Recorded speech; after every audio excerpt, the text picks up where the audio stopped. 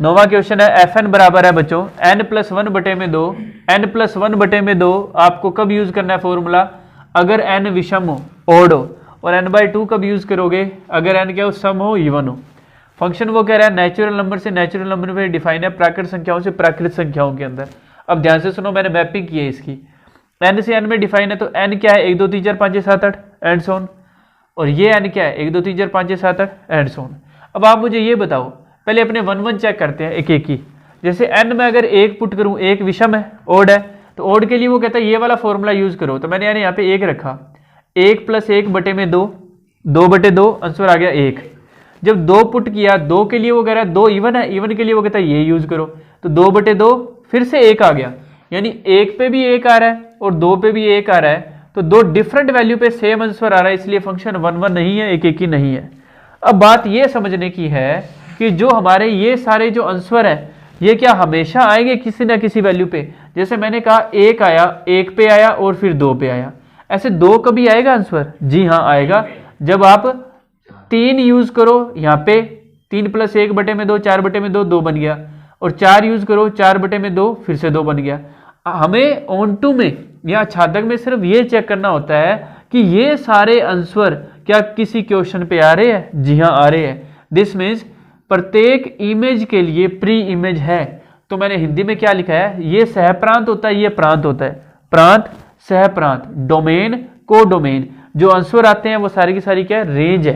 क्या है? रेंज। जैसे अगर बात करें इसका डोमेन क्या है? डोमेन है बच्चे नेचुरल नंबर, सारा का सारा डोमेन है। अगर बात करें इसका को डोमेन, सहप्रांत, वो भी क्या है? नेचुरल नंबर है। ठीक है, सारा का सारा। ठीक है, अगर मैं बात करूं इसकी रेंज, रेंज का मतलब होता है कि आपके क्या क्या आंसर आए हैं। क्या 1 आंसर आया है, 2 आंसर आया है, 3 भी आएगा, 4 भी आएगा, सभी आंसर आएंगे ना। जैसे मैं पूछूं 6 कब आएगा, तो आप कहोगे कि सर जब आप यहां से 12 उठाओगे ना और 12 यहां पुट कर दोगे, 12/2 तो 6 आंसर आ जाएगा। तो इसकी रेंज में सभी आ रहे हैं, तो इसकी रेंज भी क्या है? नेचुरल नंबर है। नेचुरल नंबर खुद एक सेट होता है, ये रोस्टर लगाने की जरूरत नहीं है। रोस्टर कब लगता है? जब अपने ऐसे लिख दे 1 2 3 4 सारी डिजिट लिख देते।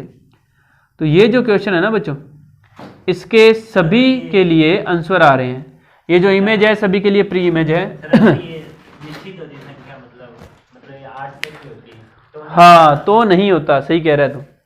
तो सहप्रांत का प्रत्येक अवयव, या ये सहप्रांत है, सहप्रांत का प्रत्येक अवयव या तो सम है या विषम है, क्योंकि वह प्राकृत संख्या n है। तथा सहप्रांत के प्रत्येक अवयव या इसे प्रतिबिंब बोला जाता है के लिए पूर्व प्रतिबिंब विद्यमान है, इसलिए फलन आच्छादक है। आच्छादक है, लेकिन उसने पूछा था कि एक एक ही आच्छादक है क्या? बाइजेक्टिव है क्या? एक एक ही तो था ही नहीं, एक एक ही नहीं है, लेकिन आच्छादक है। तो एक एक ही आच्छादक तो नहीं है, सिर्फ आच्छादक है। तो फंक्शन क्या है? सिर्फ क्या है बच्चे? ऑन टू फंक्शन है ओनली। और इंग्लिश में क्या लिखा था कि जो डोमेन को डोमेन है उसके लिए डोमेन में क्या है? प्री इमेज एग्जिस्ट करती है, इसलिए फंक्शन क्या है बच्चे? ये ऑन टू फंक्शन है। आगे बात समझ। 10 नंबर क्वेश्चन है बच्चों हमारे पास। हमें फंक्शन दे रखा है बच्चों, उसने क्या बोलो बच्चों? फंक्शन क्या है? x - 1 बटे में x - 2 अपॉन में x - 3। ये बच्चों हमें फंक्शन गिवन है और कंडीशन दी है x ≠ 3। यही है कंडीशन। हाँ, ≠ 3 हो गया ना। हाँ जी बच्चों, जो फंक्शन है a से b में डिफाइन है। फंक्शन जो है बच्चों सेट a से सेट b में डिफाइन है, और a के बारे में बता रहा हूं। a क्या है? r - 3 है, और b क्या बच्चे? r - 2 है क्या? r - 1 है, ये लिख रहे हैं। ठीक है, अब हमें चेक करना है कि ये फंक्शन बच्चों एक एक की और आच्छादक है या नहीं, क्या है। तो सबसे पहले बात करते हैं 1 1। 1 1 को हिंदी में क्या कहते हैं अपने? एक एक ही। एक एक ही के लिए बच्चों क्या रूल होता था? r - 3 का मतलब है 3 यूज नहीं करना। मैपिंग a से b में फंक्शन डिफाइन है। a में क्या है? a में बच्चों 3 को छोड़ के बाकी सारा है, बाकी सारी संख्याएं हैं। तो यहाँ पे 3 नहीं पुट करना, यानी 3 - 3 तो नॉट डिफाइन बन जाता ना, इसलिए वो कह रहा है यहाँ पे 3 नहीं पुट करना। ठीक है क्या? तो 3 नहीं पुट करोगे, उसके अलावा कुछ ही पुट करोगे तो हर बार कोई ना कोई आंसर आएगा, आएगा ना। 1 पुट करोगे तो 1 माइनस 2 माइनस 1 बटे में माइनस 2, ये आ गया तुम्हारे पास 1 बटे 2 आ गया। ठीक है, हर बार आंसर आएगा ना, हर बार आंसर आएगा तो तुम इतना तो समझ गए कि ये एक ही है, 1 1 है। और मैंने क्या बताया था कैसे सोल्व करना होता है, f(x1) बराबर लेके चलना होता है किसके, f(x2) के। जैसे मैं इसको लिखता हूँ x1 माइनस 2 बटे में x1 minus 3 equal x2 minus 2 बटे में x2 minus 3 cross multiply x1 minus 2 x2 minus 3। हमारा आंसर क्या आना चाहिए, x1 बराबर x2 आना चाहिए। x1 को x2 से किया x1 x2, x1 को 3 से किया 3x1, माइनस 2 को x2 से किया माइनस 2x2 प्लस का 2 3 जा 6, x2 को x1 से किया x1 x2, x2 को 3 से किया 3x2, माइनस 2 को किया माइनस 2x1, माइनस 2 3 जा प्लस का 6, 6 से 6 कट गया, x1 x2 से x1 x2 कट गया। ठीक है, माइनस के 3x1 के पास ये माइनस के 2x1 जाएंगे जब, तो प्लस का 2x1 पहुंचेगा और ये इधर आके बच्चे प्लस का 2x2 हो जाएगा। माइनस के 3x1 प्लस का 2x1, माइनस के x1 इधर माइनस के x2, माइनस से माइनस कट गया, क्या आ गया बच्चे x1 बराबर x2। ठीक है, तो क्या लिख दोगे, सो फंक्शन इज 1 1, अतः दिया गया फलन एक ही है। अब बात करते हैं ऑन टू, आच्छादक। y के बराबर में मान लो x माइनस 2 बटे में x माइनस 3। अगर तुम यहां से x की वैल्यू फाइंड करने में सफल हो गए तो इसका मतलब है कि फंक्शन क्या हो जाएगा, ऑन टू हो जाएगा। तो हम करते हैं पहले क्रॉस मल्टीप्लाई, y को x से किया xy, y को 3 से किया 3y, इधर x माइनस 2, x को उठा के इधर ले आओ और y वाले को उधर ले जाओ, x कॉमन ले लो, ये 3y माइनस 2, तो x आ गया बच्चे 3y माइनस 2 बटे में y माइनस 1। y की जगह वैल्यू कहाँ से पुट करनी है, b से। b क्या है, b कह रहा है कि 1 नहीं पुट करना, बस बाकी कोई बात नहीं, तो 1 नहीं पुट करना यहाँ पे। अगर 1 होता तो ये नोट डिफाइन हो जाता, 1 नहीं पुट करना, तो बच्चों ये फंक्शन 1 के अलावा सभी वैल्यू पे क्या डिफाइन है। 1 के अलावा जो मर्जी वैल्यू पुट करो, हर बार कोई x की कोई ना कोई वैल्यू तो आएगी, इसलिए ये फंक्शन क्या है बच्चों, ऑन टू भी है। लिखे क्या लिखेंगे, for each value of y belongs to set b we have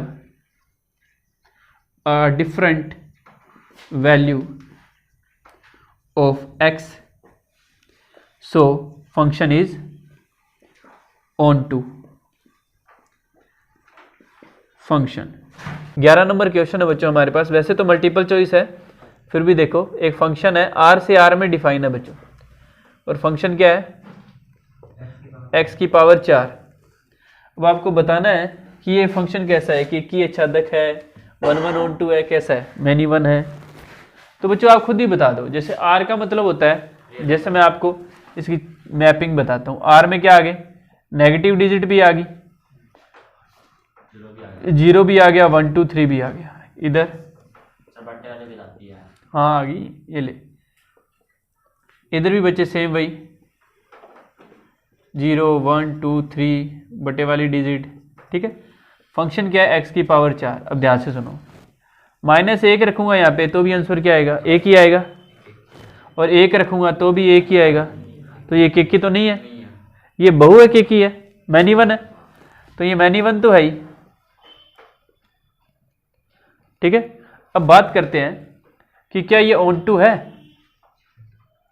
on to का मतलब है बच्चों कि जैसे y के बराबर में मान लिया x की पावर 4, तो x बराबर आ गया बच्चे y की पावर y की पावर 1/4। तो अगर y नेगेटिव हो तो आप उसकी वैल्यू फाइंड ही नहीं कर पाओगे। ठीक है, जैसे रूट में नेगेटिव डिजिट हो जाती थी। तो ये फंक्शन क्या है, ऑन टू नहीं है, ऑन टू नहीं है, तो सिर्फ ये क्या मैनी वन है, बहु एक ही है। ऑप्शन देखो क्या कह रहा है, क्या है,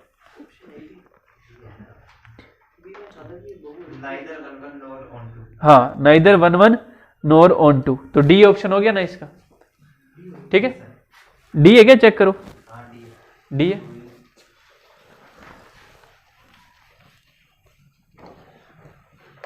इसके बाद है बच्चों हमारे पास 12 नंबर क्वेश्चन।